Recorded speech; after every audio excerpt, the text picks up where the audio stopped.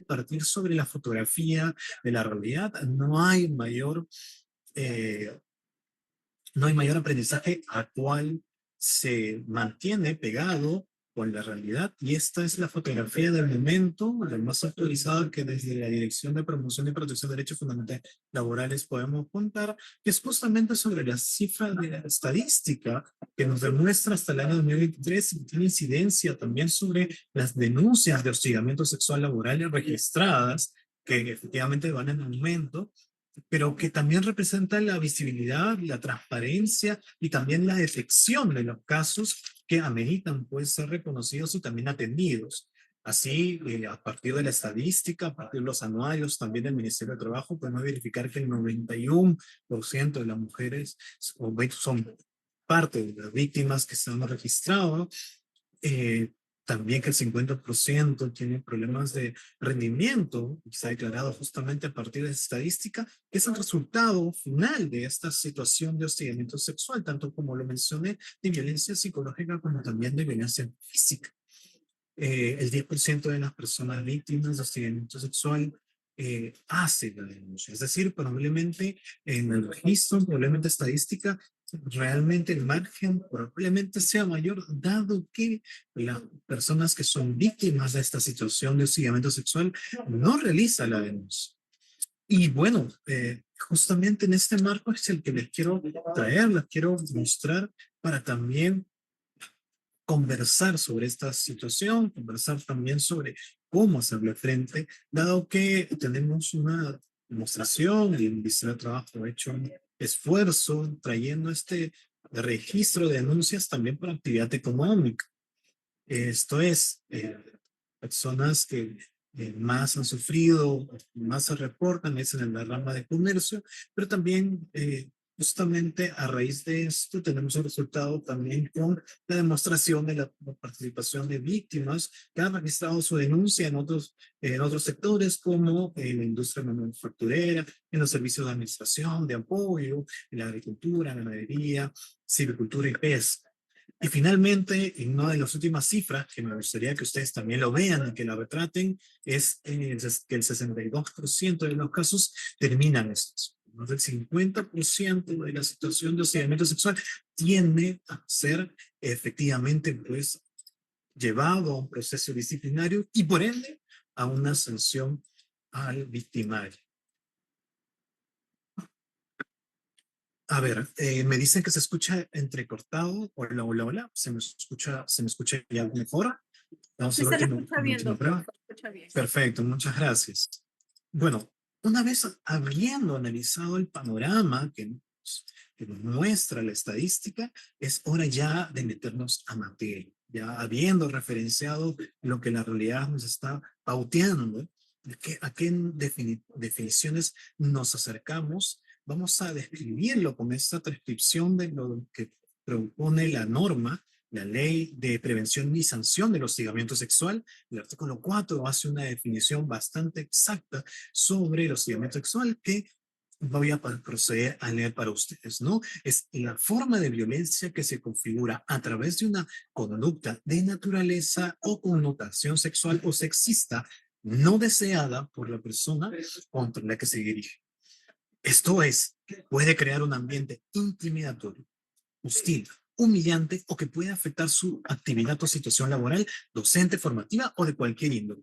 En esos casos, pues, no se requiere acreditar el rechazo ni la reiterancia de la conducta. A partir de esta redacción, quiero justamente digregarlo para poder explorar cada uno de los componentes o elementos que la ley ha tipificado y que nosotros, después de esta reunión, después de esta sesión, deberíamos poder comprender, saber reconocer y por ende también prevenirlo y por ende después también sancionar.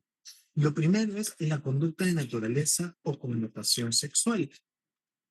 ¿Qué entendemos por una conducta de naturaleza sexual? Es un comportamiento, un acto físico, verbal o gestual, o otro tipo, que puede ser como comentario, insinuaciones, observaciones, miradas lascivas, exhibición, exposición de material pornográfico, tocamientos, roces o acercamientos corporales, exigencias o incluso proposiciones sexuales, e incluso también contacto visual, De esa naturaleza hablamos, una conducta netamente sexual referenciada por estos tipos de actos físicos, verbales o gestuales. Muy distinto será también, o por lo menos paralelamente, tendremos el concepto de la naturaleza sexista, que va más bien referenciado a un comportamiento o acto que promueve o refuerza estereotipos en los cuales las mujeres y los hombres tienen atributos, roles o espacios propios que suponen subordinación de un sexo o género frente al otro.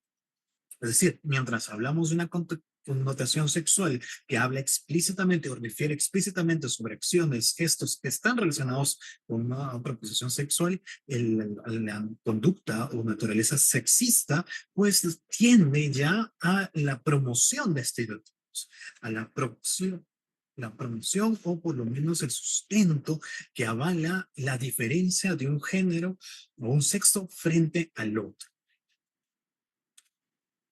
Sí, ese es el primer elemento que compone el hostigamiento sexual. Esta es la proscripción específica a donde nos lleva la ley, a la conducta, a la naturaleza sexual y a la conducta con connotación sexista.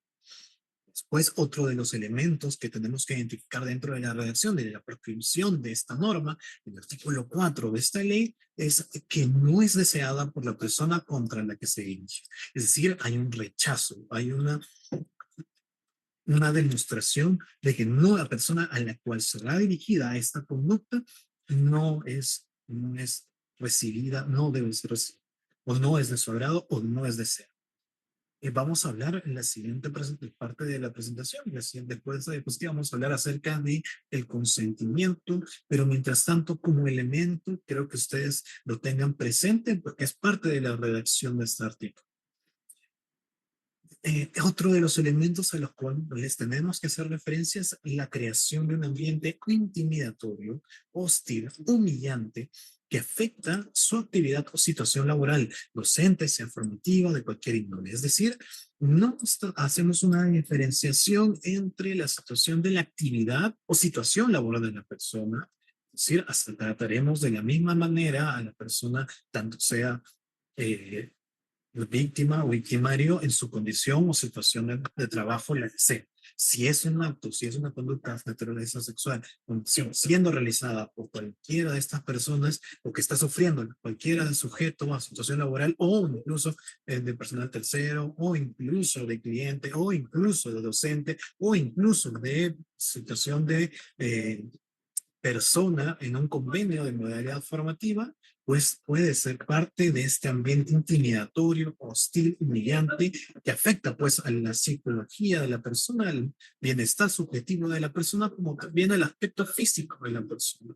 El estrés ocasionado, la ansiedad que genera, todo son la creación, todo esto constituye un ambiente intimidatorio que debe ser proscripto y tiene que ver, más bien ser reparado si es que lo detectamos. No se requiere acreditar el rechazo de la conducta. Es otro de los fundamentos, otro de los elementos también que nos otorga la ley y a la cual hace referencia directa a que no es necesaria la expresión directa de un rechazo a la conducta, sino bastará, como lo vamos a ver más adelante, sobre la negativa de la persona, pero de gestos, incluso de bastar un gesto para poder darnos cuenta que la persona no desea, no quiere recibir este tipo de proposición sobre naturaleza sexual o con connotación sexista. Y tampoco se necesita acreditar la reiterancia de la conducta. A veces hemos escuchado o se suele creer que necesitamos una reiterancia para proscribir este tipo de conductas, cuando la verdad es que no es así. Bastará incluso una sola demostración de rechazo para que la persona tenga la suficiente certeza de que esta persona se siente incómoda o que estamos tratando un tema con naturaleza sexual o con una connotación sexista y por ende debemos proscribirla o debemos justamente subsanar este tipo de actitudes. Sí, esta definición que viene por antonomasia también acerca de la violencia y el acoso en el centro de trabajo, viene también referenciada con la proscripción del acoso sexual que también nos propone el mismo convenio 190 de la Organización Internacional de Trabajo y que también va ligado a este marco normativo, esta definición no va aislada. También les quiero mencionar la herramienta, lamentablemente no lo tengo apuntado en la diapositiva, pero se las voy a narrar para que ustedes la conozcan. Es necesario que ustedes también, bajo el conocimiento de la literalidad de la ley y los elementos que también se han definido en la misma, pues sepan las herramientas normativas adicionales con las que ustedes van a poder trabajar y poder reforzar también el conocimiento acerca de la prescripción de los segmentos sexuales. Tanto sea por la ley 30364, que es la ley para prevenir, sancionar y erradicar la violencia contra las mujeres y los integrantes del grupo familiar, que da elementos también justamente para tratar de proscribir estos elementos de naturaleza o connotación sexista. eh, el decreto legislativo 1410, que incorpora el delito de acoso, acoso sexual, chantaje sexual y difusión de imágenes, material audiovisual o audios con contenido sexual al Código Penal. Es decir, ahora está proscrito no solo por un tema de la ley laboral que podría estarse, entre comillas, referenciado en esta ponencia, sino que también hay una proscripción, incluso a manera penal, es decir, hay un delito que se circunscribe en cuanto al acoso sexual, al chantaje sexual, el difusión de imágenes sin consentimiento, el material de audiovisual e incluso también por audios con contenido sexual. Es decir, tenemos un marco normativo bastante fortalecido que podemos usar y que podemos referenciar. Asimismo, pues la resolución ministerial 223-2019 TR, que es la aprobación de la guía contra el hostigamiento sexual laboral, si bien también abarca otros ámbitos de aplicación, como el ámbito académico, como también en el ámbito de la docencia, esta guía nos sirve también para poder identificar cómo se conforma lo que vamos a mencionar más adelante, el comité de hostigamiento, el comité para la prevención y sanción del hostigamiento sexual. También vamos a poder reconocer con mayor claridad y con ejemplos también qué tipos de elementos constituye la conducta de naturaleza o connotación sexual y sexista, y también pues tenemos una referencia muy específica y que me parece también que vamos a poder hablar más adelante a manera de ejemplos también sobre cuando hablamos sobre conductas de este tipo, ¿no? Recordemos pues que cuando estamos haciendo referencia, entonces hay un sentimiento que lo habíamos mencionado, eh, hablamos pues de que una persona manifiesta o debe manifestar su aceptación frente al comentario o chiste, ¿no? Cuando no lo haga y no debe ser explícita, como lo había mencionado, puede ser con el retiro de la mirada, puede ser con alejarse también de los comentarios de la situación donde se ha expresado un comentario de naturaleza con connotación sexual o sexista, o puede también incluso un silencio, puede demostrar más allá de incluso el rechazo, puede mostrarlo y debemos también estar atentos, dado que esta es una demostración de que no existe consentimiento. El consentimiento debe ser explícito. Si no es así, pues entonces no contamos con el mismo. Si no contamos con el mismo, probablemente estemos incluso llegando a dar o mostrar una conducta que tenga que ver con estas situaciones, expresiones que llevan naturaleza sexual o sexista. Sí, veo que están ingresando más personas, están comentando sobre el registro de asistencia. Así es, en la caja de comentarios está el enlace, así que pueden hacerse, pueden ir también. Quiero usar la caja de comentarios para que ustedes puedan también dejar sus preguntas, vayan apuntando en los comentarios sus preguntas para poder yo también sumarlas, tenerlas presentes y si vale un momento podamos ir contestándolas a tiempo real. Sí, sería bueno que también pueda suceder eso para que yo en tal caso pueda, si lo amerita, ir más despacio o reforzar algún concepto que no haya podido expresar mejor. Sí voy a hablar sobre cómo se va a formar el comité, así que vamos a hablar de a grandes pinceladas. Lamentablemente el tiempo es titánico, pero vamos a darle un tiempo para todo. Y esta es una de las temáticas que sí vamos a sí tratar, a la conformación del comité de hostigamiento sexual.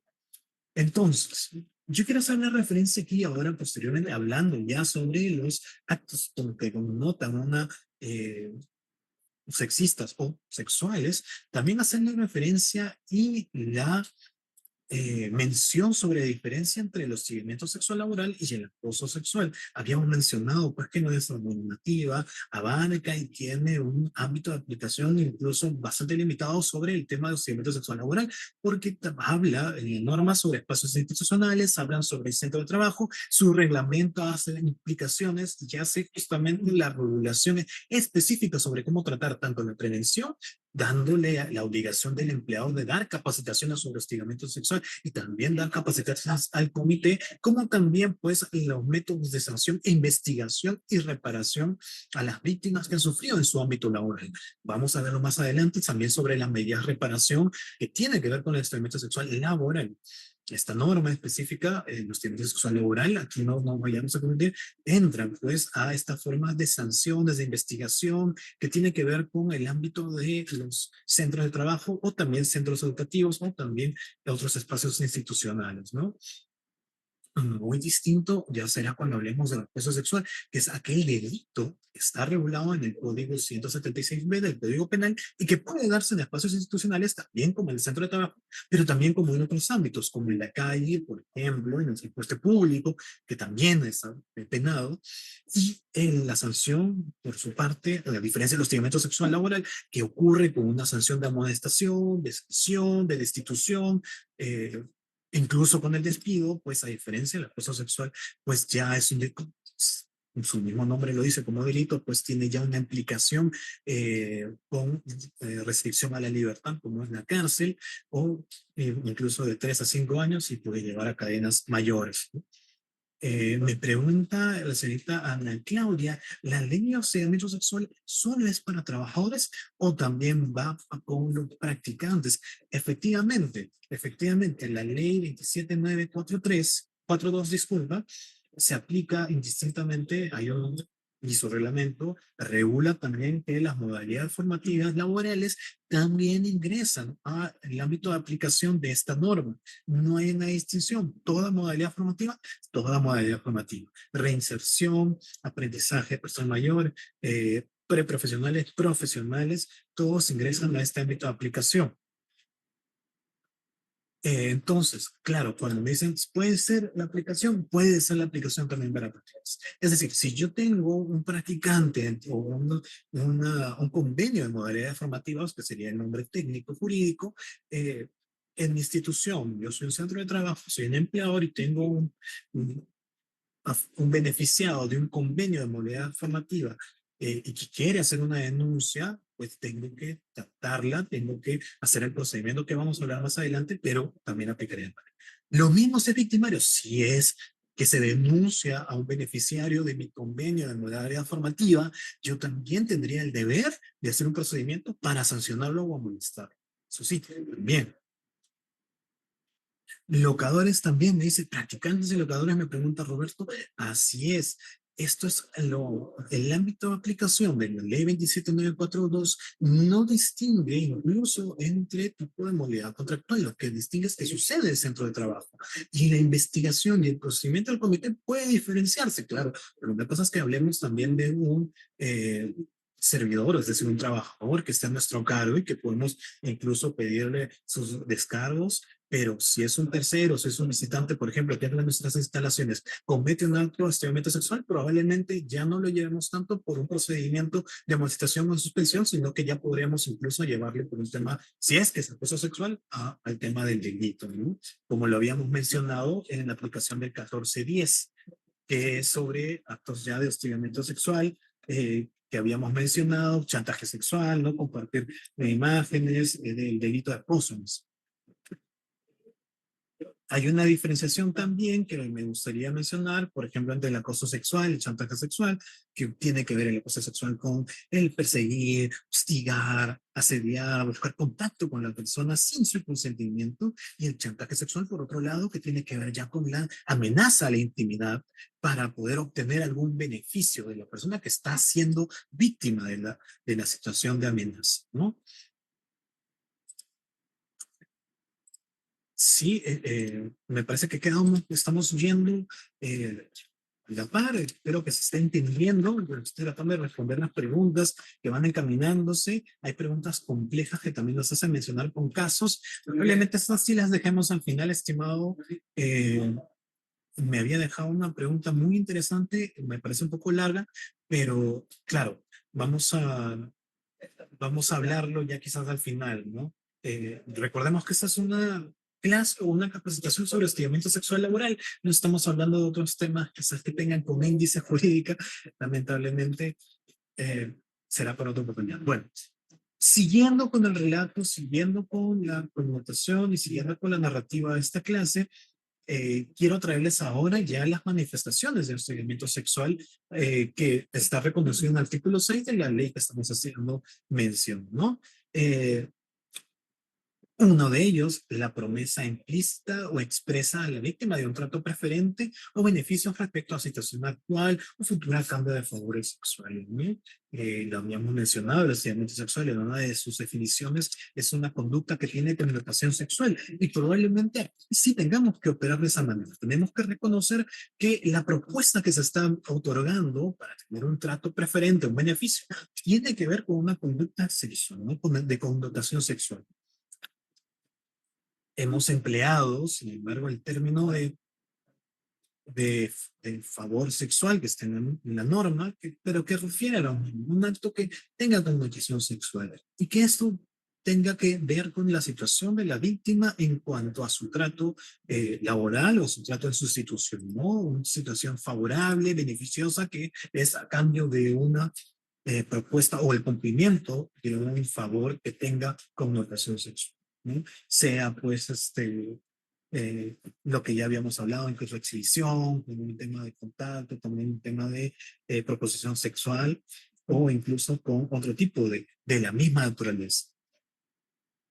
Amenazas mediante las cuales exija en forma implícita o explícita una conducta no deseada por la víctima que atente o agravie su dignidad.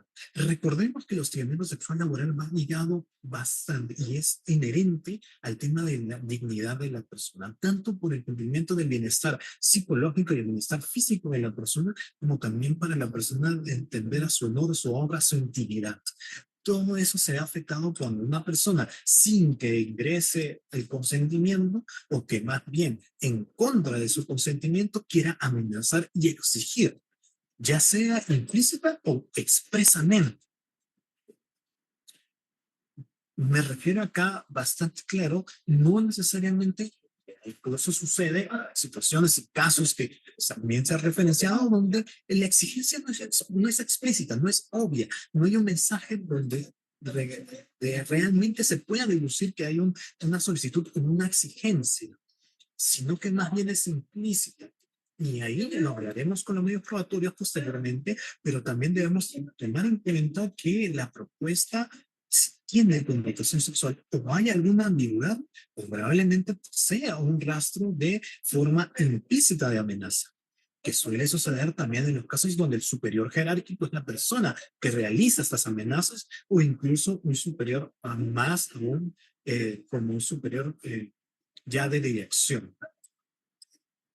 Tengamos también en cuenta que otra manifestación de los hostigamientos sexuales es el uso de términos de naturaleza o connotación sexual o sexista, sea escrito o verbal, insinuaciones, proposiciones sexuales, gestos obscenos, exhibición a través de cualquier medios e imágenes de contenido sexual que resulten insoportables, hostiles, humillantes o ofensivos. Creo que esto es lo más claro que podríamos anotar. La ley así, aquí sí ha sido bastante expresa con el término de la proscripción a que se envíen sin consentimiento pues imágenes de contenido sexual y que también pues terminen siendo hostilizantes, que sean reiterativos, pero claro, no necesariamente la reiteración significaría la proscripción. Basta que una sola vez haya un envío de una imagen de contenido sexual cuando ya podríamos verlo como un acto de hostigamiento sexual que deba ser sancionado. Es bastante conocido y creo que lo digo también a buena cuenta, también con el respeto de las personas que nos están escuchando, que hay grupos, incluso hay grupos de ciertas plataformas, ¿no? Que se comparten contenido sexual, contenido con proposiciones. Eso también podría ser incluso sancionado, castigado con una investigación por medio de estas manifestaciones de hostigamiento sexual que estamos referenciando, ¿no? Así que tengamos también en cuenta eso. Acercamientos bipolares, roces, tocamientos u otras conductas físicas de naturaleza sexual que resulten ofensivas y no deseadas. Pues también es bastante claro el trato ofensivo o hostil por el rechazo de las conductas señaladas, lo que he comentado anteriormente, y otras conductas que encajen en el supuesto regulado del artículo 4, que es lo que habíamos mencionado, que es el reconocimiento de conductas sexuales y sexistas. Hay una pregunta también de María Toledo y el hostigamiento laboral en los trabajos que estoy trabajando el paso hostigamiento sexual laboral, hostigamiento laboral, por eso renunció a mis trabajos, no me mencioné, por favor, por mi trabajo, no lo entiendo la pregunta, disculpe estimada, pero a lo mejor y lo podemos conversar al final, o si desea reformular su pregunta para poder entenderla. ¿Dónde hay mayor acoso sexual en los funcionarios o servidor público? Bueno, hay un registro de trabajo de hostigamiento sexual en el sector público, hay un registro que también sería bueno investigar. Lamentablemente acá estamos limitándonos al sector privado, pero Servir tiene un registro y que también se puede, incluso por solicitud de información, podríamos solicitarlo, podríamos también verificar en qué sector específico podría haber más incidencia de hostigamiento sexual laboral. Habiendo dicho esto, las manifestaciones, habiendo mencionado los tipos de manifestaciones de hostigamiento sexual, ya vamos a hablar más en materia. Si es el empleador el hostigador, yo le había mencionado quién puede ser hostigado o quién puede ser el hostigador. Es indistinto, no importa el puesto, la condición sexual, la orientación sexual, la nacionalidad, la edad, el género. El hostigamiento sexual laboral puede sufrir cualquiera, como también lo podría realizar cualquiera. Y en este caso nosotros mencionamos que qué pasa cuando el empleador es el hostigador. Ya vamos a hablar más en materia, hablamos sobre qué es el hostigamiento sexual, hablamos de la diferencia entre el hostigamiento sexual y el acoso sexual, hablamos sobre las manifestaciones y ahora vamos a hablar en materia cuando, por ejemplo, en un caso específico es el empleador el hostigador, ¿no? Ya había mencionado que el hostigado y el hostigador puede ser cualquier persona. Dentro de los casos específicos, eh, pues tratamos el caso del empleador. Bueno, en este supuesto, el personal de dirección puede ser personal de confianza, puede ser un titular, un asociado, un director, incluso un accionista que tenga incidencia en los proyectos de la empresa. Y cuando suceden estas situaciones, pues la víctima puede optar por accionar frente al acto de hostilidad o de hostigamiento sexual y usar para esto el proceso de cese de hostilidad, por lo cual se solicita como pretensión el pago de indemnización o también pues da terminada el contrato de trabajo cuando no se le responde y no se le atiende como si fuese un proceso de acto de cese de hostilidad, ¿no? Los actos de cese de hostilidad, o bueno, el proceso de acto de cese de hostilidad es un proceso que el decreto legislativo 728, para ser específico, el texto único ordenado del decreto supremo 0397-TR, que es el que regula la ley de productividad y competitividad laboral, texto único ordenado del decreto legislativo 728, pues nos marca las pautas para accionar frente al acto de hostilidad, nos da el procedimiento de cese de acto de hostilidad, que es la imputación al empleador de un acto de hostilidad dentro del artículo 27 tuvo del decreto legislativo 728, nos menciona cuáles son los actos de hostilidad. Dentro de ellos, pues se encuentra los actos de hostigamiento sexual. Cuando nosotros detectamos este hostigamiento sexual que lo realiza un empleador o uno de estos personal de dirección, personal de confianza, el titular, el asociado, director accionista, pues vamos a poder accionar con el proceso de acto de esa hostilidad, ¿no? De lo cual se le da un periodo claro de 6 días para que el empleador pueda contestar, da el plazo razonable para que presente los descargos frente al acto de hostilidad, y si es que no es suficiente para el trabajador y si no se repara al trabajador por medio de la respuesta, pues inmediatamente corresponde el pago de la indemnización más el cese pues de el contrato de trabajo.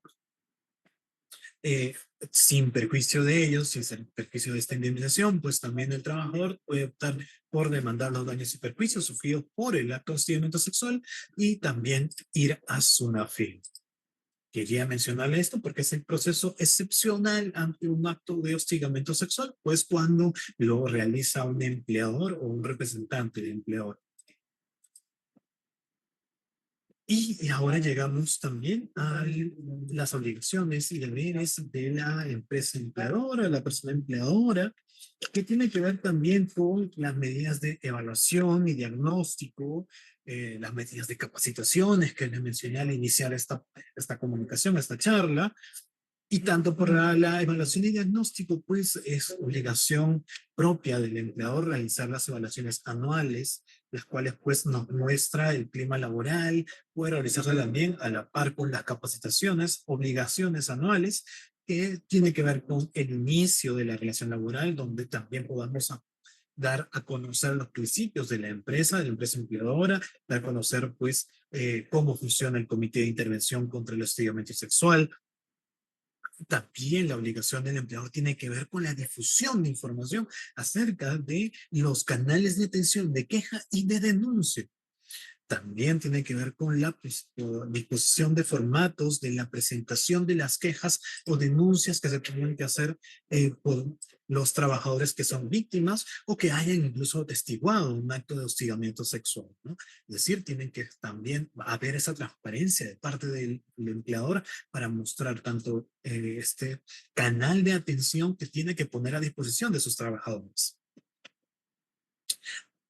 Para ya hablar de temas técnicos jurídicos y para que ustedes se vuelvan también expertos en la materia, vamos a hablar ahora de este retrato que es las obligaciones y deberes de las personas empleadoras. Hablamos del artículo 7 de la Ley de Prevención y Sanción del Hostigamiento Sexual Laboral, que nos menciona que el empleador tiene que informar al Ministerio Público si hay indicios de comisión de un delito, como lo vimos nuestro, en casos de acoso sexual, iniciar y culminar el procedimiento de investigación, es decir, comunicar al Ministerio de Trabajo también para que le suma el registro de incidencia sobre hostigamiento sexual laboral.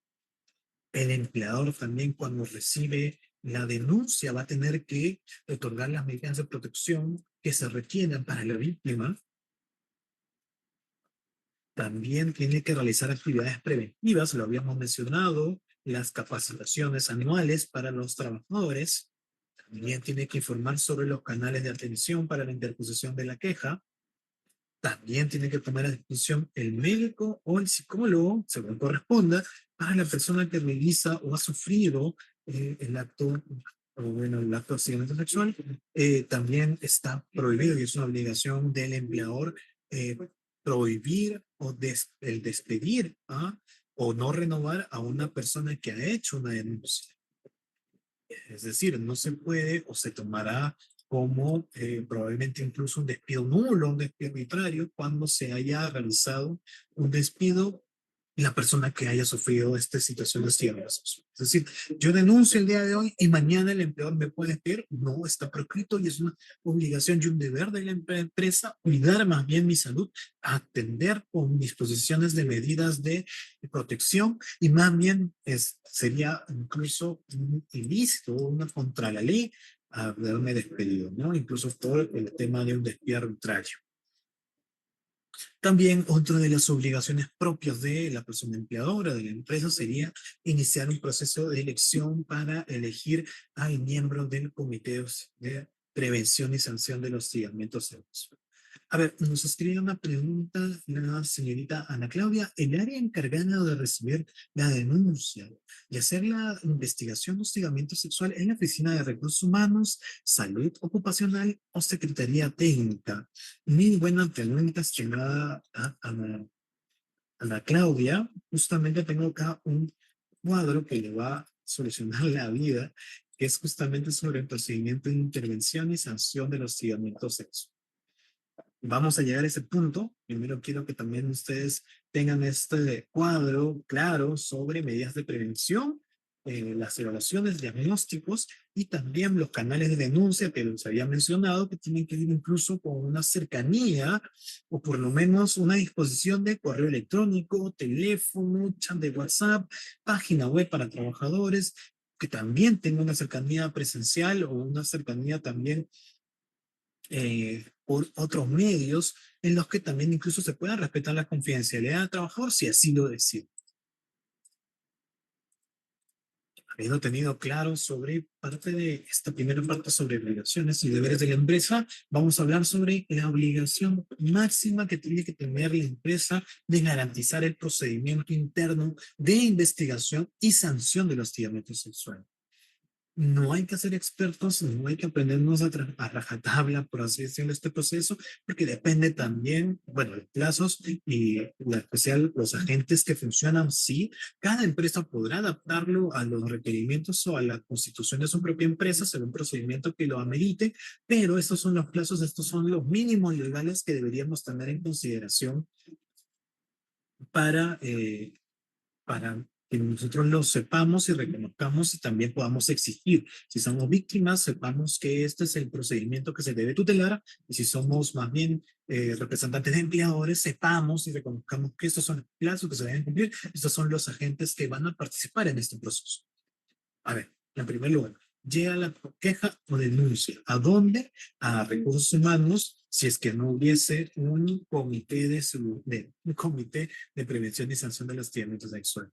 La compañera Ana Claudia nos preguntaba, ¿no? ¿Es la Oficina de Recursos Humanos, Salud Ocupacional, la Secretaría Técnica? En principio se iría el Comité de Prevención y Sanción de los Hostigamientos Sexuales y si no lo hubiese, en Recursos Humanos, que derivaría al delegado, ¿sí? Esta sería la respuesta. Es decir, cuando llega la queja, la denuncia, tiene que ir al comité y probablemente llegue paralelamente también a Recursos Humanos, que también sería responsable también de la supervisión inmediata de esta situación. ¿Por qué recursos humanos específicamente? No solo el comité conformado también pues por representantes de empleadores, él debería ser también recursos humanos, un representante de trabajador, dos representantes de trabajadores, eh, un representante del empleador, eh, que pueda también significar o participar en recursos humanos y que tenga conocimiento también sobre las medidas de prevención. El empleador, justamente a veces hay preguntas sobre quiénes podrían conformar parte de este comité, ¿no? Y el empleador pregunta, ¿puede ser el ingeniero de seguridad y salud al trabajo? Puede serlo. El que puede serlo. No hay disposición que proscriba la participación de un médico ocupacional, incluso en el comité de prevención y sanción de los hostigamientos sexuales. No hay proscripción, no se evita, no es que vayas contra ley si convocas y pones a un responsable de seguridad y salud en el comité. Sin embargo, recordemos que el comité tiene incidencia directa también en las medidas de prevención y en las medidas también de sanción. Entonces, sería recomendable más que un médico ocupacional, más que, incluso podría ser incluso el secretario técnico, podría ser incluso, pero pues darle relevancia mayor al personal de recursos humanos.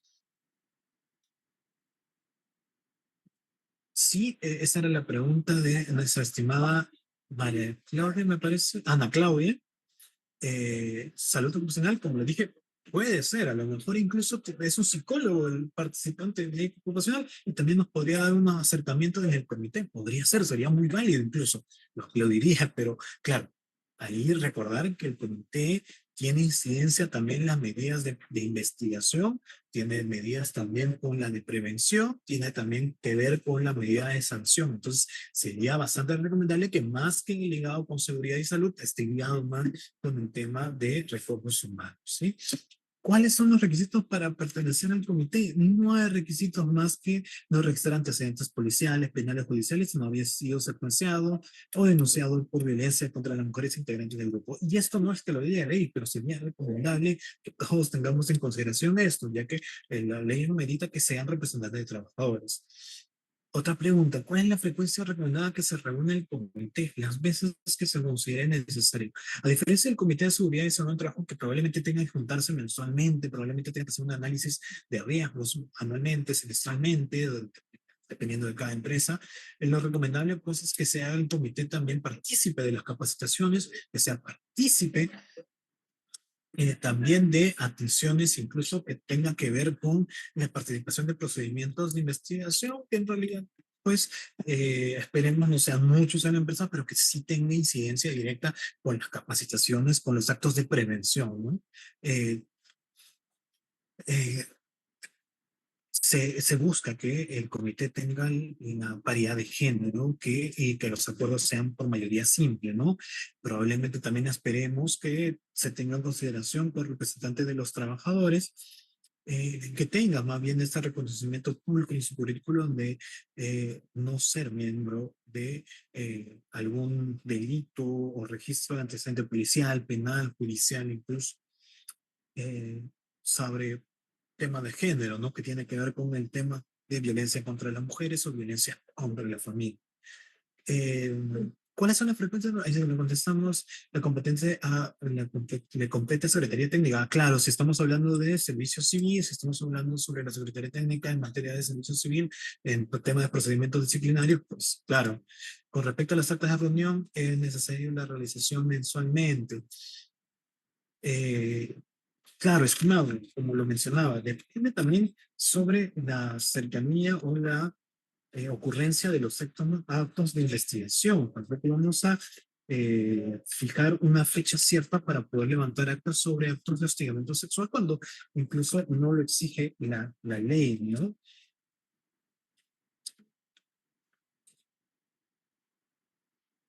Listo. ¿Existen sanciones por ausencia de capacitación? Sí, existen sanciones por ausencia de capacitación, estimado. SUNAFIL sanciona y fiscaliza las capacitaciones anuales, tanto para el comité como para los trabajadores. El Comité de Seguridad y Salud del Trabajo puede asumir temporalmente las funciones del Comité de Intervención de Hostigamiento Sexual temporalmente si es que este no se habría conformado o este aún no está conformado y ocurre una incidencia. Creería que no.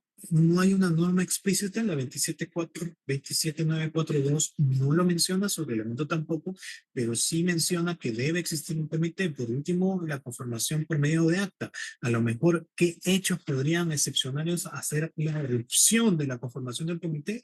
Creería yo que es la ausencia de dos miembros para poder incluso no contar con suplente, sería muy extraño, pero en ningún caso creo yo que podría asumir directamente el Comité de Seguridad y Salud las funciones de un comité que debería estar conformado por actas y demostrado también con las firmas de los votantes que eligieron a sus representantes trabajadores y también a los representantes de empleadores, ¿no?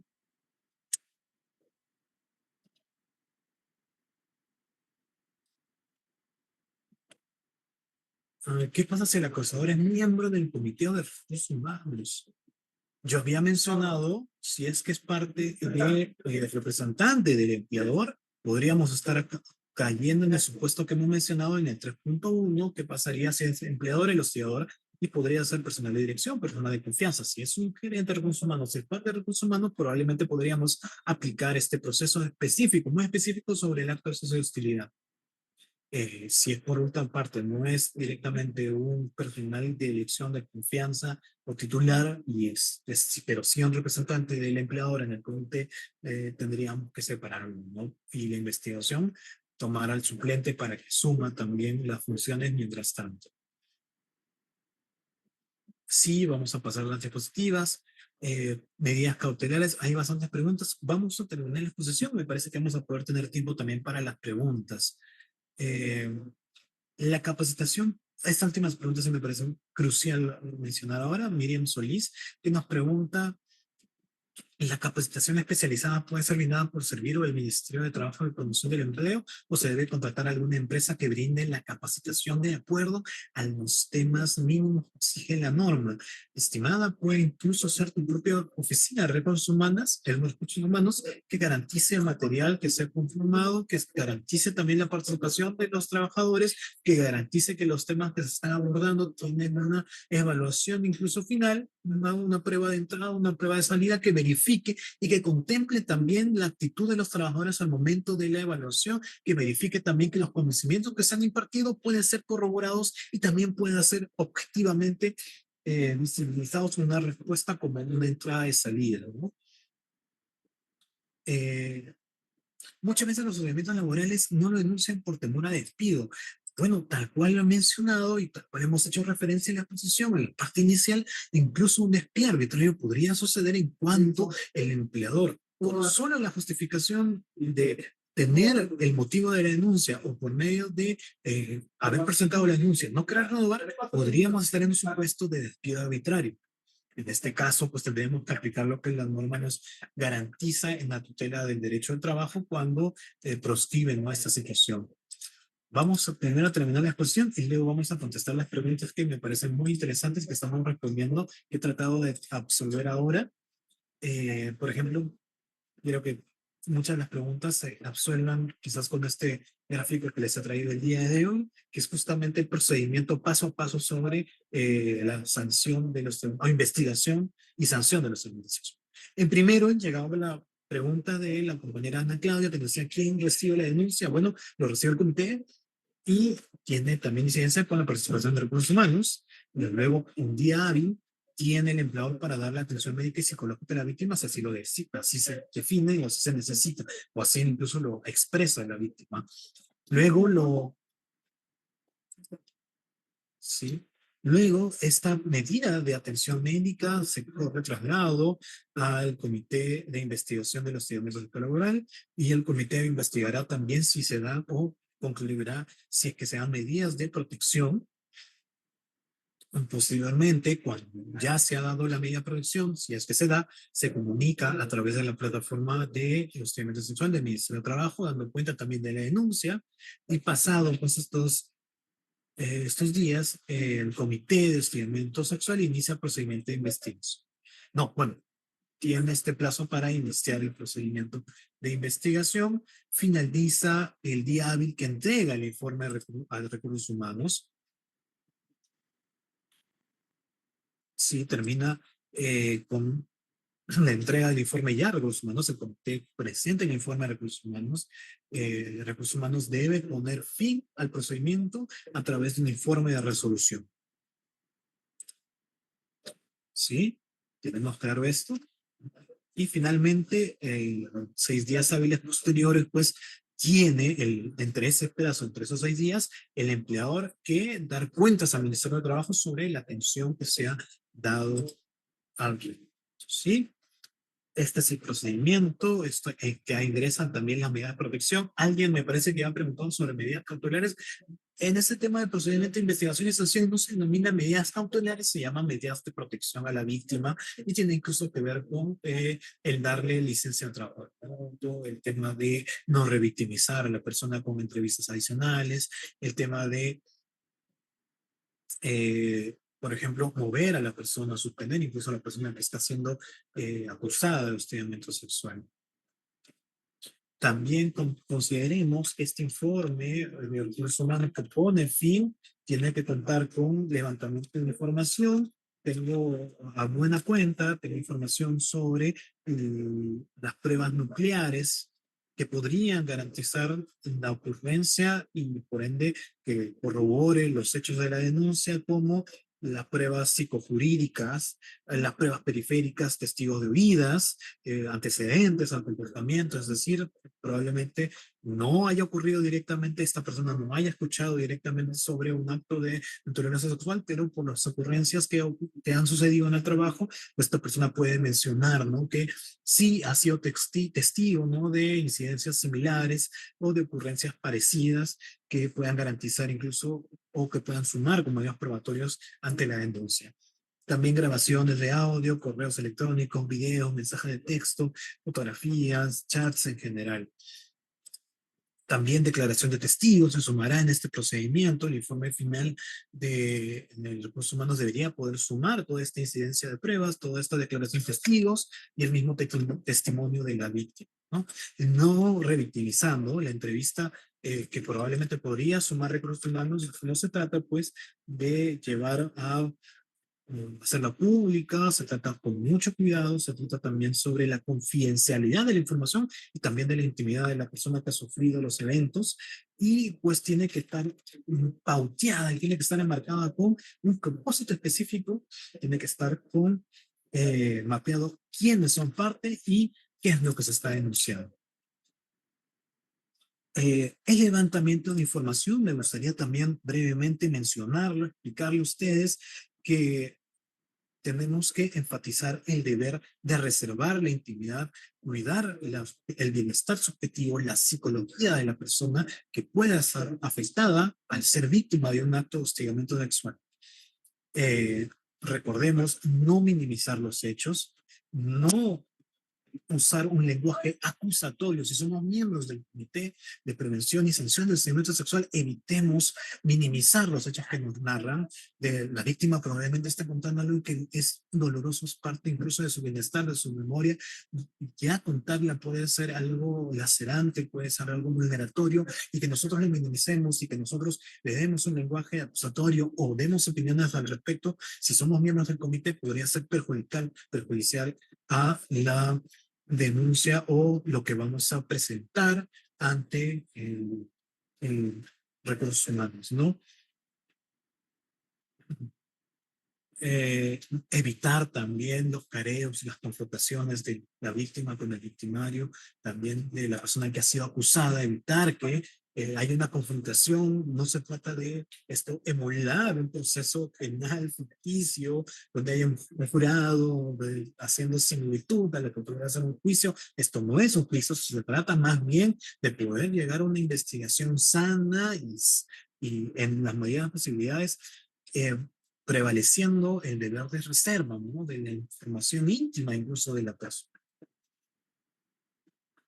Y finalmente, pues, sería bueno e ideal que los miembros del comité puedan conversar los puntos a finalizar, los puntos fundamentales sobre qué ocurrió, qué pasó, cómo lo podemos corroborar. Eh, la idea no siempre es buscar ser detectives, ser peritos, sino se trata de buscar coherencia en los hechos, se busca también buscar y corroborar que los testimonios sean consistentes y que también tengan una información documental que solidifique o que concretice también los pedidos de identificar ciertos hechos. También atender a los detalles y la secuencia de los eventos reportados, y finalmente pues dar una versión o obtener una versión razonable, ¿no? Siempre justa a derecho. También he traído para ustedes las medidas de protección que alguien había preguntado, pues habían consultado sobre medidas cautelares, y sin embargo, pues respecto al término, la ley 27942 ha establecido medidas de protección y ya las había adelantado previamente, pero que aquí las podemos ver muy específicas sobre medidas de rotación presunto a la posible hostigadora, a la posible persona que esté realizando los actos de hostigamiento sexual, la suspensión temporal del presunto hostigador, incluso la modificación de horas para alternar la participación en el centro de trabajo de la persona que ha sido víctima con la persona que probablemente ha sido el presunto hostigador. Probablemente incluso si estamos en un hecho bastante grave dentro de los supuestos que hemos visto que pueden computarse como acoso sexual, chantaje sexual, podríamos incluso solicitar a la Policía Nacional del Perú y por medio de la Fiscalía, pues una orden de alejamiento.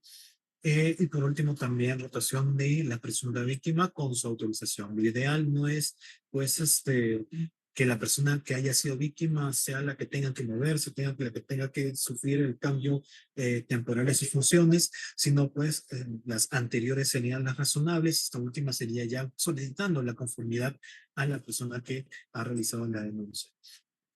Finalmente, a pedido de parte, las medidas de protección pueden ser sustituidas, ampliadas, depende de cada caso y con cada una de las justificaciones correspondientes. La idea también es que el comité pueda analizar la razonabilidad, la proporcionalidad y pues que verifique al fin y al cabo si es beneficiosa o no para la víctima.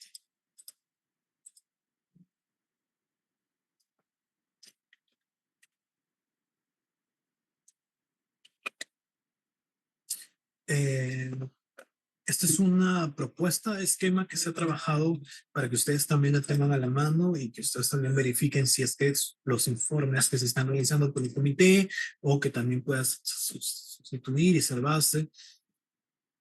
Para los informes que se realicen, sería ideal, como les he mencionado también, por el contenido, por la solicitud de pruebas, que se constituya un informe, que se redacte un informe con los antecedentes, con los descargos correspondientes, la descripción y valorización que le está dando el comité a cada una de las pruebas que se han obtenido, y finalmente unas conclusiones o recomendaciones que irán para la Oficina de Recursos Humanos, ¿no? Y que con eso la Oficina de Recursos Humanos, el responsable de Recursos Humanos, emita pues el informe final. Donde no exista prueba suficiente, es una recomendación también, no debe forzarse una conclusión. El comité no está nuevamente para ser un detective, no está para hacer acciones de peritaje, está para dar conclusiones claras acerca de los hechos, o por lo menos la verificación de los hechos, o por lo menos la coherencia de la narrativa que se está empleando para la denuncia, y también considerar pues que esto no va a ser un fin siempre de despido. El comité no está tampoco para decidir si se despide o no, se está también para graduar incluso los actos que han sucedido, y esto pues no necesariamente tiene que ir con el despido, puede también ir con una recomendación de suspensión, puede ir con una recomendación de sanción, una amonestación verbal, una amonestación escrita, entre otras. Y finalmente, pues el informe, el contenido mínimo, tiene que tener una fundamentación y motivación. A veces puede sonar atemorizante y gustar el concepto de motivación, pero en realidad lo único que debería hacer es pues tener claro la descripción, valorización de pruebas y también la descripción clara de los hechos que se han tomado, ¿no?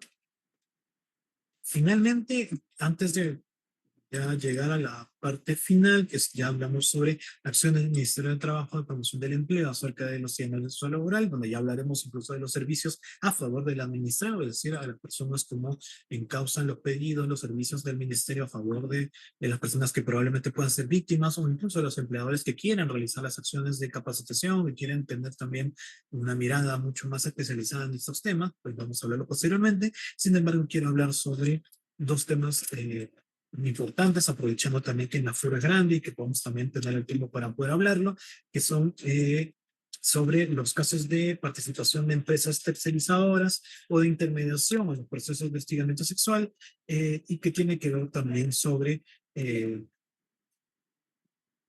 cómo se tratarían esos temas ante un comité de prevención y sanción del hostigamiento sexual. Eh, Ahí se tendrían que dar reportes, si es que es un personal tercero, una persona que trabaja por medio de intermediación, darle las herramientas a la empresa principal. Nosotros haremos nuestro propio ejercicio con nuestro comité, haciendo que el informe final no esté, puede estar derivado o enviado a nuestra propia oficina de recursos humanos, pero también enviado y derivado para la oficina de la empresa principal que está realizando, o para incluso el comité de la empresa principal de donde viene esta persona que es trabajador tercero o intermediador. Lo mismo similar, esperemos que no ocurra, pero si somos empleadores y que tenemos una persona que está destacada, es decir, es una persona tercero, y realizarse un acto de hostigamiento sexual, probablemente lo mismo suceda a nosotros, nos llegará un reporte de un informe del comité para poder mencionar sobre los agravios que se pudieron haber cometido. Es decir, no es ajeno, como lo mencionable, no es ajeno al personal tercero a incluso ocurrir en este proceso de investigación de sanción. Lo último que quiero mencionarles, no se suele tocar mucho, pero me parece que también sería buena, incluso sumarlo sería bueno que también se pueda sumar a la conversación de hoy, que sería la consecuencia de una falsa queja. Eso, una de las preguntas que también nos suelen hacer es qué ocurre cuando se trata de una temática o de una denuncia falsa, ¿no? O una persona que de mala fe realiza una denuncia. En este caso, pues, probablemente si llega a hacerse la investigación, pues tratar que no se constataron los hechos, probablemente incluso podremos estar hablando de una indemnización que se tenga que pagar contra la persona que ha visto mediada no solo su honor, sino también incluso que pudo haberse afectado por medidas de rotación, de prevención, ¿no? Como las medidas de que habíamos visto anteriormente, que tiene que ver con la rotación del presunto investigador, ¿no? Claro, se hace la rotación del presunto investigador por medida de prevención o, o por supuesta acción de hostigamiento sexual. Se lo deriva por suspensión temporal. Y sin embargo, pues a la persona al final se corrobora que no, que era una denuncia falsa. Pues probablemente la persona que se ha visto mediada, que se ha visto afectada, pueda presentar una indemnización por este hecho, ¿no?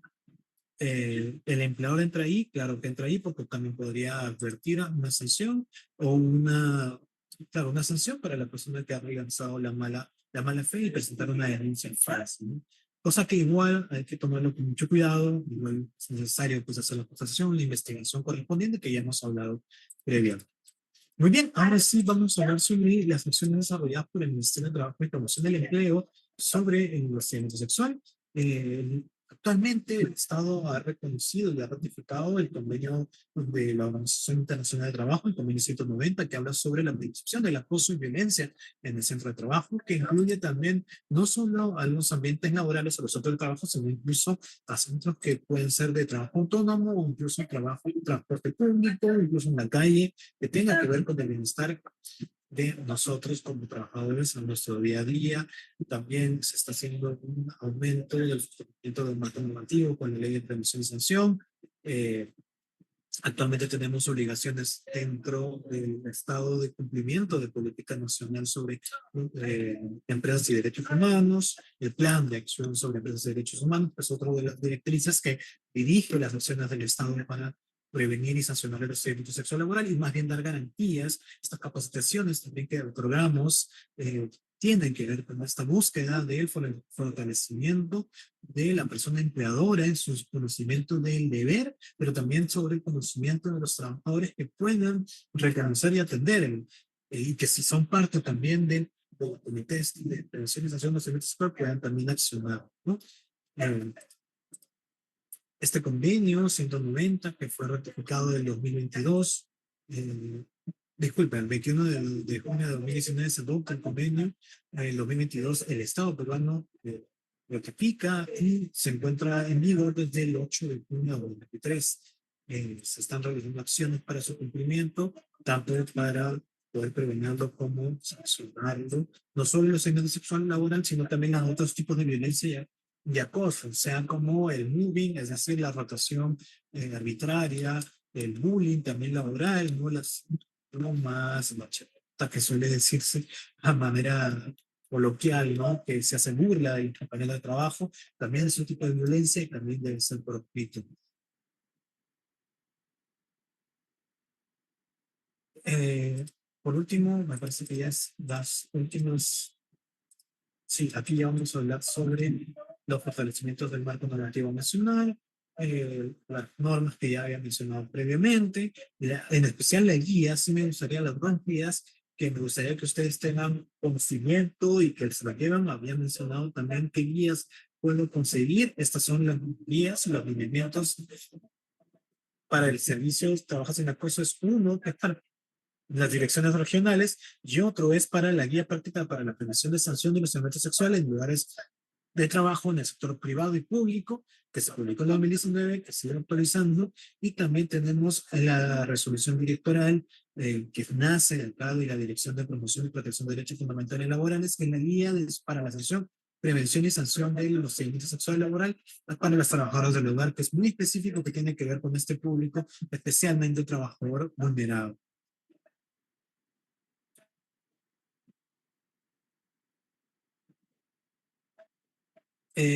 Vamos con las últimas partes, que es el fortalecimiento de los instrumentos de política pública. Tenemos políticas públicas que versan directamente sobre la prevención y sanción de la violencia sexual, tanto sea la política nacional de la igualdad de género, la política nacional del empleo decente y el plan de acción sobre empresas y derechos humanos 2021-2025, 2021-2025, 2015, que tiene que ver con el registro de sanciones reportadas. Es justamente lo que le mencioné, parte de la obligación del empleador es poder poner en conocimiento al Ministerio de Trabajo sobre las acciones que se han cometido, que se ha realizado frente a un acto de hostigamiento sexual reportado por un trabajador. Y también las atenciones al servicio de trabajo y esposa, que lo vamos a hablar en unos momentos. Eh, También la política nacional de empleo docente que versa sobre servicios específicos, también sobre un cálculo de indicadores que tienen que ver con cuántas personas han sido atendidas, orientadas sobre la prevención del experimento sexual y luego también sobre el registro de denuncias y quejas. Finalmente, tenemos los servicios que versan, que se enmarcan en la Política Nacional de Igualdad de Género sobre la atención, orientación, asistencia legal y psicológica en temas de acoso sexual laboral y finalmente producción y difusión de información a nivel nacional con enfoque intercultural sobre la denuncia y sanción de los delitos sexuales. Estas herramientas, instrumentos de políticas públicas pueden ser también y pueden ustedes verificarlo. Será información que pueden llevar ustedes de aplicación y que van a también ser como brújulas en la búsqueda pues, de llevar al cumplimiento claro del registro. ¿No? Eh, en cuanto a nivel nacional, en cuanto a servicios que el Ministerio de Trabajo otorga, alguien había preguntado si el Ministerio de Trabajo realiza capacitaciones, no específicamente capacitaciones, SUNAFIL sí tiene acciones de prevención, SUNAFIL tiene incluso acciones de compromiso con empleadores para poder hablar sobre los métodos de prevención de los delitos sexuales, pero también tenemos servicios específicos, por ejemplo, el Servicio de Trabajo sin Acoso, que tiene a su cargo la línea 1819 en caso de ser víctima de alguna situación de acoso sexual, pues puedes tener un servicio de orientación legal y psicológica en este servicio, lo puedes revisar, puedes solicitar esto a través de la línea 1819 o puedes venir al mismo a la Dirección Regional de Lima o cada una de las direcciones regionales que tienen su trabajo, un servicio de trabajo en acoso. Me imagino y espero que también Callao tenga fortalecido en las tres etapas, en los tres cimientos, el servicio transaccional de acoso, que una primera parte sobre orientación legal, una segunda parte sobre orientación psicológica, que deberían tener todos, y una situación o un equipo, unos fundamentos sólidos también en la sensibilización de la población en general de la región, ¿no? Por el tema de la prevención y sanción. Asimismo, pues, se nos decía se nos comentaba, si es que se tiene que hacer el registro obligatorio, se tiene que registrar. La plataforma del Estado, la plataforma del Ministerio de Trabajo, tiene como función el registro de los casos de violencia sexual, está todavía vigente, el enlace no lo tengo aquí, pero creo que lo voy a buscar y luego lo pongo en el chat, pero que ustedes también puedan tenerlo a la mano. Igual en las guías que me había mencionado, la guía 2023-2019 TR, que es la resolución ministerial, que es la guía práctica, también tiene enlaces para poder verificar y acceder a estas guías. Bueno, hay una guía en la página del centro. Justo, aquí estaba lo que les quería comentar. El servicio de trabajo sin acoso es un servicio del Ministerio de Trabajo y tiene pues como objetivo sumarse a la protección de las víctimas a través de la orientación y el acompañamiento. Tenemos 25 regionales que ya lo han aplicado, me parece que yo también, y cuenta con primero la orientación, luego el acompañamiento legal y el acompañamiento psicosocial que tiene que ver con el bienestar subjetivo y la orientación psicológica a la persona víctima de abuso. Bueno, y para terminar, ya es un poco lo que hemos señalado, tenemos una situación bastante severa de casos de denuncia a nivel nacional. Lamentablemente, el mayor porcentaje son mujeres, así que hay que considerarlo. Hay que ser muy, muy directos y muy claros en las capacitaciones para poder identificar los delitos sexuales, las conductas sexistas, las conductas sexuales. También reconocer cómo podemos en nuestro ámbito de trabajo, en nuestro centro de trabajo, poder proscribirlo o por lo menos llegar a un sano ambiente donde también pueda haber la confianza suficiente de que la persona denuncie, porque muchas veces lo que ocurre es que no denuncian. Le mencionaba un compañero a través del chat, no se denuncia por medio del despido, pues también reconozcamos en las capacitaciones que hay una herramienta clara que es el declaratorio, que hay medidas también que evitan este tipo de despido y que más bien, si nosotros desde nuestra situación de empleador, nuestra situación de responsable del trabajo y de recursos humanos, damos una transparencia acerca de la atención de los casos de violencia sexual, pues se perderá el miedo, más bien habrá más denuncias, disculpen, habrá mayor transparencia en las denuncias y más bien más personas podrán tener la certeza de que se va a llegar a un buen puerto y se va a lograr la justicia en la denuncia que se presenta. Esa sería la capacitación del día de hoy. Me parece que con esto terminamos, sí, con esto terminamos y yo me encuentro presto para recibir las preguntas que ameriten el día de hoy.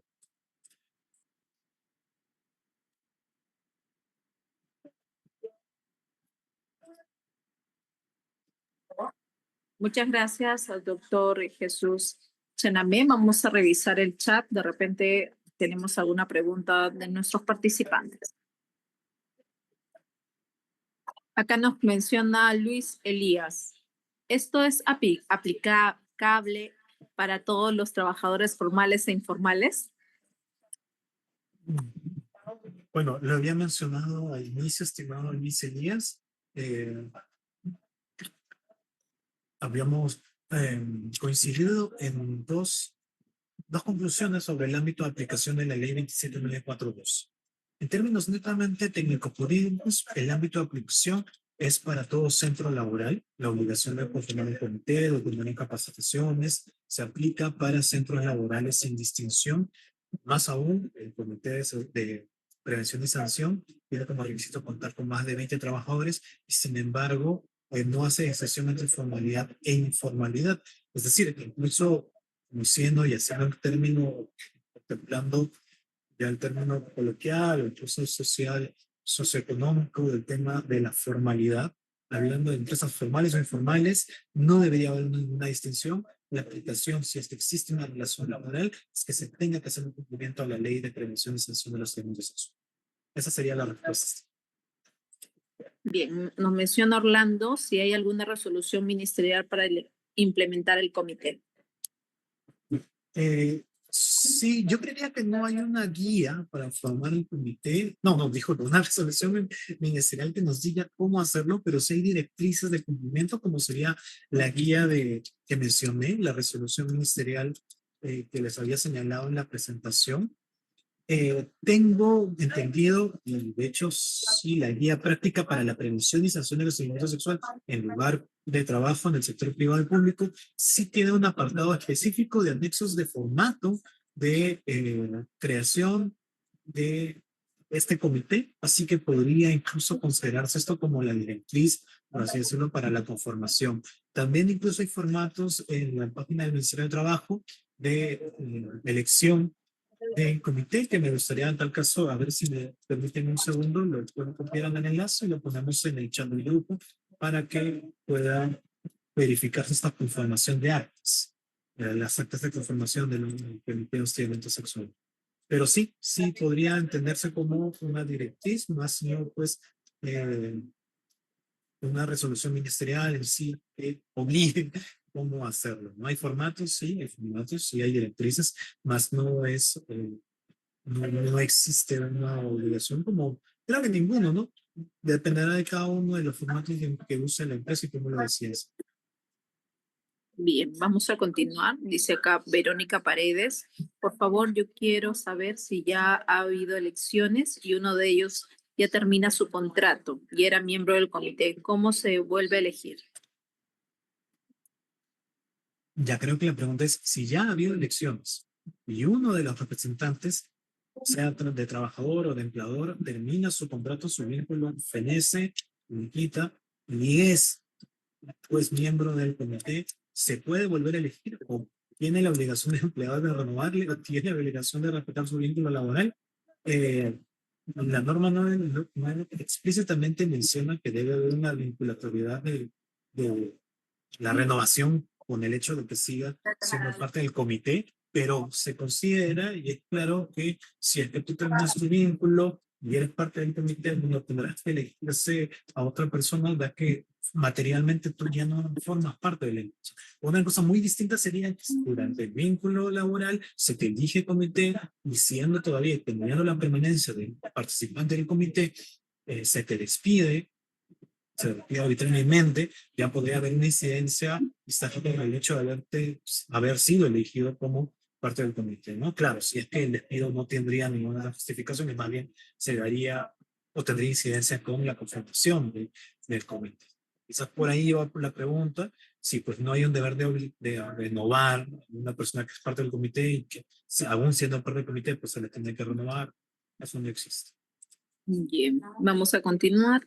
Unas dos más para poder terminar esta capacitación. Dice aquí, ¿es obligatorio tener un comité si solo son 3 mujeres y 32 hombres en el trabajo? Por supuesto, si tienes más de 20 trabajadores, ya tienes obligación legal de conformar comité. Si no lo tienes, más bien, eso puede incluso ser fiscalizable por la Superintendencia Nacional de Fiscalización Laboral. Así que tengan cuidado, la conformación del comité no depende por la cantidad de hombres y mujeres, si es proporcional, si no es proporcional, si solo tengo 2 mujeres, si tengo 3, 4, no. Tiene que ver con que haya más de 20 trabajadores en planilla. Eso se corrobora por este registro. Es decir, si es que yo ni siquiera he dado información, si me no me fiscaliza, ya estoy libre, no. Por oficio, probablemente incluso por detectar que no se ha levantado el comité a través del registro, ya se pueden iniciar las acciones inspectivas. Tengan mucho cuidado. Bien, vamos con la última pregunta. Dice, ¿cómo se elige a los miembros? ¿Por designación o por elección? Similar al comité de SCT. Al cual usted ya se respondió, estimada colega participante, es muy similar. De hecho, la recomendación de la ley 29742 27942 establece que la elección de los miembros del Comité de Prevención y Sanción del Estímulo Sexual se realiza de manera muy similar o de manera casi similar, o por último, de manera al mismo momento del Comité de Seguridad y Salud en el Trabajo, es decir, la misma postulación ocurre, se elige la postulación, se elige la mesa de elección, la elección sucede, ¿no? Los votantes participan, puede ser electrónica virtual, depende de lo que haya elegido el empleador, también se disponga con los trabajadores y probablemente también incluso está a cargo del sindicato minoritario si lo hubiese, ¿no? Eh, tal cual como usted está respondiendo.